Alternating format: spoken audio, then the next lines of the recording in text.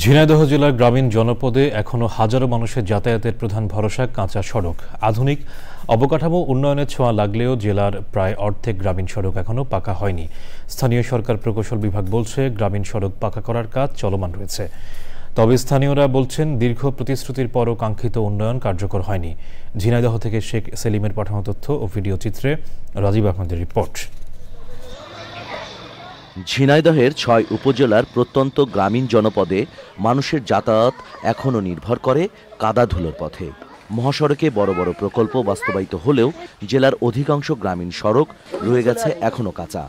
বর্ষায় কাদা পানিতে একাকার আর শুষ্ক মৌসুমে ধুলোয় ধূসর যন্ত্রণা যেন দুর্বিষহ করে তুলেছে তাদের দৈনন্দিন জীবনযাত্রাকে। কাদা ধুলোবালি থাকে আমাদের, বৃষ্টির সময় ঝামেলি, এই শুকনো সময় আসলে ঝামেলি। গাড়ি ঘোড়া নিয়ে যাতে অসুবিধা হলে, বৃষ্টির সময় হলে ধান পাট তোলা কষ্ট হয়। এই মেন রাস্তা এইটুক খোপে কাঁচা থাকার কারণে পুরো এলাকার লোকের সমস্যা। বাড়ি ঘরে তো ধুলো বালু হয়, আবার এই যে রাস্তায় কাদা পানি হয়, সে সমস্ত তো সব ঘর ধরে ওঠে। পুরো ঝিনাইদহ জেলায় যত কাঁচা রাস্তা আছে এগুলো যেন পাকা করে দেয় সরকার। আমাদের সরকারের কাছে এতটুকুই চাওয়া। এলজিডি কর্তৃপক্ষ বলছে, জেলায় কাঁচা সড়কগুলো অগ্রাধিকার ভিত্তিতেই পাকা করা হবে। 200 কিলোমিটার রাস্তা টেন্ডার করেছে, আরো 300 কিলোমিটার রাস্তার বাকি আছে এখনো।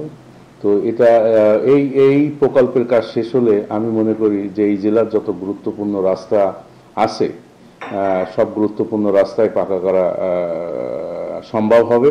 স্থানীয় সরকার প্রকৌশল বিভাগের দেওয়া তথ্য মতে ঝিনাইদহের 6টি উপজেলার মোট গ্রামীণ সড়ক রয়েছে 5646 কিলোমিটার। এর মধ্যে এখনও কাঁচা রয়েছে 2668 kilometre. Rajib Ahmed, Channel I.